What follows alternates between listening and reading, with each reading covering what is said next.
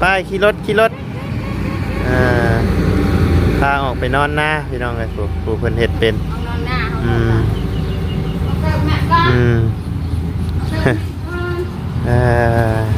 พาน้องลักกี้ออกไปนอนอยู่หน้าเนาะพี่น้องเลยกลับรถก่อนมาขึ้นอย่าให้เข้ากล่องข้างในเลยโอ้ยตายไปน้ำเฮาเข่ากล้องมันเบิ้ลมือแหละเจ้าน้องลักกี้เพิ่นมานอนอยู่หน้านี่บ่แก้วเลยพอดีว่าทั้งพ่อเฒ่าแม่เฒ่า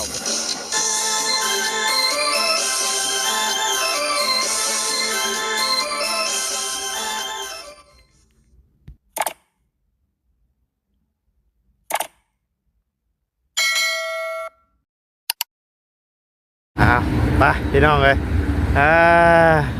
พาลูกชายไปนอนหน้าเนาะพอดีแล้วอยู่ใกล้ๆกับพ่อช่างแน่พ่อช่างก็สิได้พ่อช่างก็จังสิได้ไอ้ย่างไปจอบ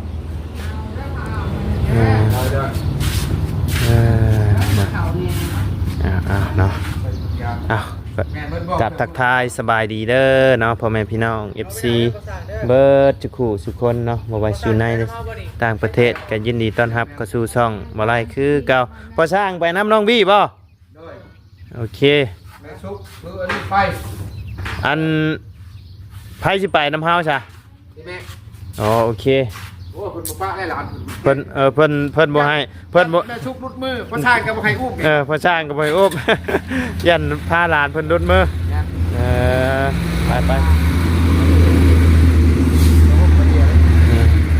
ไปพี่น้อยโดยสบายดีเนาะพี่น้องเลยเดียวพาน้องลักกี้เพิ่นไปนอนอยู่หน้าเนาะพอดีว่าทั้งพ่อเฒ่าแม่เฒ่าที่ออกไปนอนหน้าแต่ว่าบ่กล้าให้หลานนอนอยู่กับลูกสาวเนาะย่านอันเพิ่นเอาบ่กุ้มพี่น้องเลยก็เลยว่าสิเอาหลานออกไปนอนนำเจ้าย่างบ่เจ้านะบ่เดี๋ยวจังให้พ่อช้างมารับเด้อเจ้าเด้อเดี๋ยวไปส่งทั้งตู้แม่แล้วก่อน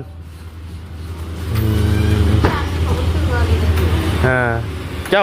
ายังบ่เชื่อใจแล้วบ่ เราย่านผ้าหลานแล้วหลุดมือ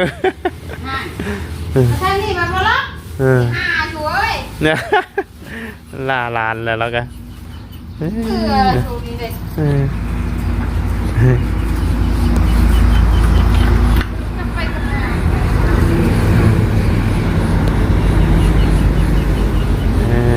นะพี่น้อง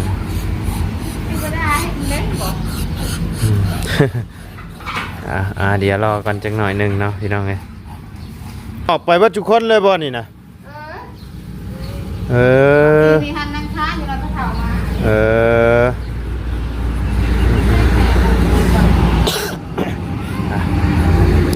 มาอุ้มมา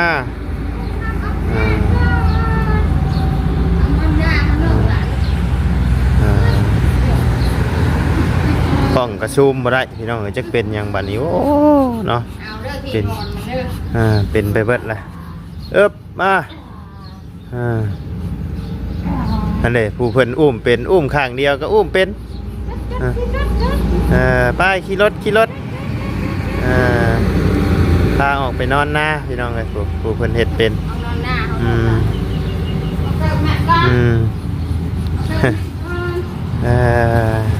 พาน้องลักกี้ออกไปนอนอยู่หน้าเนาะพี่น้องเลยกลับรถก่อนมาขึ้นอย่าให้เข้ากล่องข้างในเลยโอ้ยตายไปน้ำเฮาเข่ากล้องมันเบิ้ลมือแหละเจ้าโอ้แต้มขี่มอน้ำนี่เนาะนอนตลอดนี่โอ้ยพี่น้องเลยป้าชาพี่น้องเลยเดียวว่าไรขับรถก่อนเนาะพบเจอกันอยู่เถียงหน้าพูดแหละเนาะโอ้เพิ่นนั่งเผาลานเพิ่นบอกพี่น้องเลย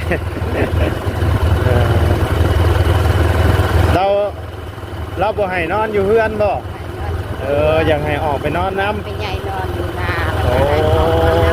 โดยช พิ่นเป็นห่วง แม่ปากนั่นน่ะ เออ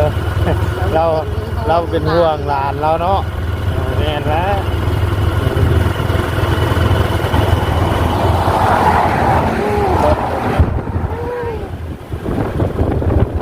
ค่อยได้ไปพี่น้องเอ้ยย่านน้องลักกี้เพิ่นหนาวใครอยู่ดอกตัวไกลบันไดเอาเรือนนี่สุดมากผมว่ารับอยู่พุ่นตรงนี้ยังไม่ได้เฮ็ดเนาะ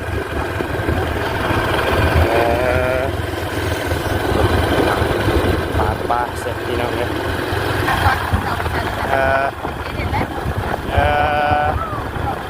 มือชันจะยอกไปดิอาบน้ำอาบในกับเจ้าบ่อาบให้นะเรายังบ่เคยเด้เรายังบ่เคยเด้เราครั้งแรกเรากันแล้วเราเจ้าจะหมดกล้าปะไว้กล้าอยู่น้ำมันเนาะ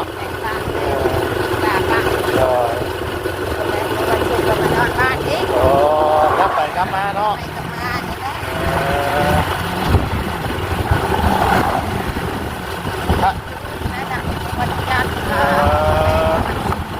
นอนนี่สิเกินมัน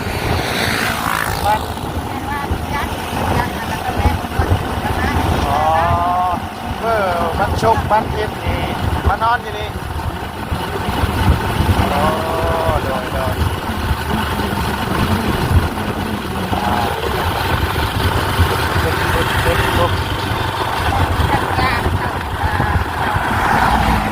เป็นได้เลยพันไว้แม่พันอุ้มหอดแล้วพี่น้องเลยโอ้มีพื้นมีไฟข้างในเนาะคักพี่น้องเลยสบายหายห่วงเลยเถียงแล้วนี่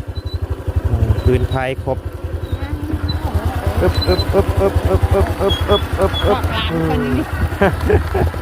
ร้านคนนี้แล้ว อ้าวไฟจะนอนอยู่นานนี่ สตาร์เดียวละเนี่ย ก ลัวแบบเป็นประจำการ ขับใจแอบ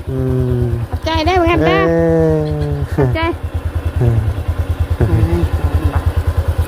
โอ้เถียงแล้วก็คักเนาะโอ้ยน้องเลยดินนอนตอนเนี้ยเราก็ชืดนั่งนี่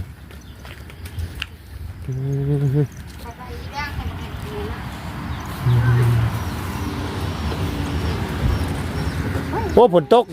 เปียกว่าได้นี่เนาะทุกวันนี้คันลมมาก็ตกที่สึกเปียกเนาะโอ้อันนี้บ่อันเครื่องยอดเข้านะแม่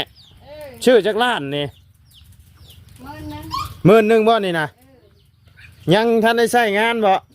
ใส่แล้ว ใช่แล้วบ่ช่องนึงแล้วโอ้เฮาก็อยากได้อยู่ได้เฮาก็10,000ติ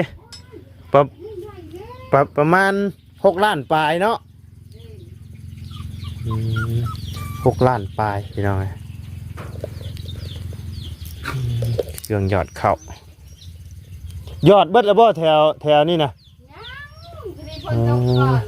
ยังอยู่เนาะโอ้เป็ดไก่แล้วหลายแท้นี่ดึกดีเนาะ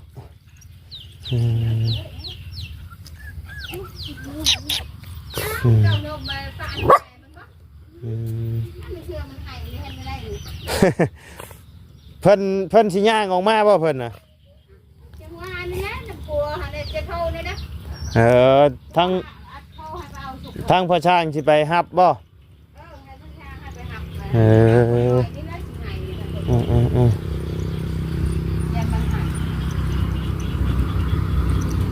พ่อช่างแล้วไปฮับ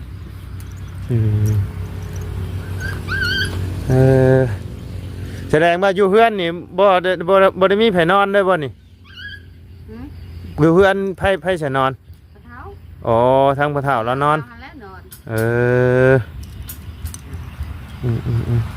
ไปใหญ่ค่อยหน่อยใหญ่ค่อยหน่อยรถจักรพ่อช่างใช่บ่ได้มาจอดทิ่มไว้อยู่นี่บ่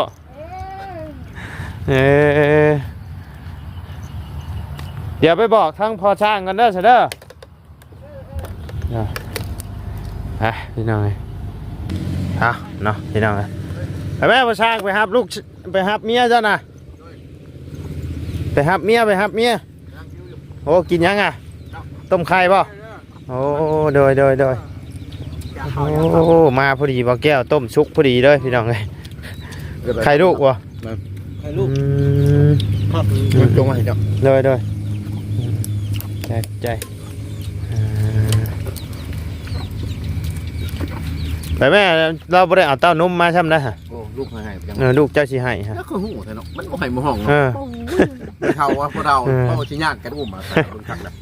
เจ้าสบายดีเด้อ โดยสบายดีเนาะ มีแห้งแล้ว มีแห้งนะบ่ไปเอาลูกกันไปฮับเอาเมียเว้นไปฮับเอาลูกเหรอ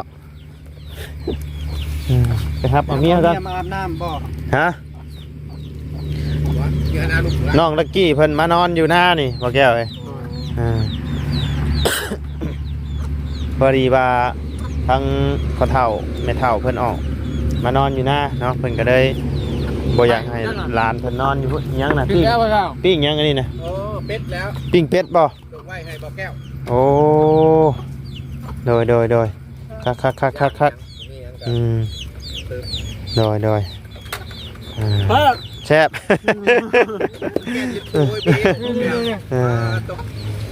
ไปกินพริก มีพริกกินพริกเนาะมีเกลือกินเกลือพี่น้องไง มีทั้งพริกทั้งเกลือเลยเหรอ บ่กิน ยามกิน อันนี้ได้บ่มีน้องเลย แล้วยามไปพุ่นน่ะ โดย